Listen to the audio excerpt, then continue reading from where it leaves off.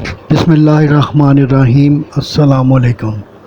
پارہ 16 سورہ طٰہٰ رکوع نمبر 4۔ فرمایا کہ ہم نے موسیٰ علیہ السلام کو حکم دیا کہ وہ میرے بندوں کے ساتھ رات یہاں سے نکل جائے۔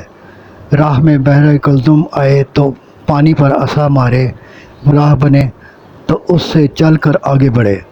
فرعون نے پیچھا کیا، وہ بھی بحر کلزم کے خشک راہ میں داخل ہوا۔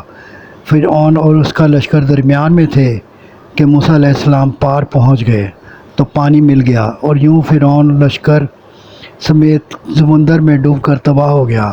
فرمایا، اے بنی اسرائیل، یاد کرو کہ تم کو تمہارے دشمن سے چھڑایا، تمہیں صاف ستھری روزی من و سلوہ عطا کی، مگر تم نافرمان بنے اور میرا غضب نازل ہوا۔ فرمایا، موسیٰ علیہ السلام کوہ طور پر چلہ کاٹنے گئے اور قوم کی نگرانی کے لیے بھائی ہارون کو چھوڑ گئے۔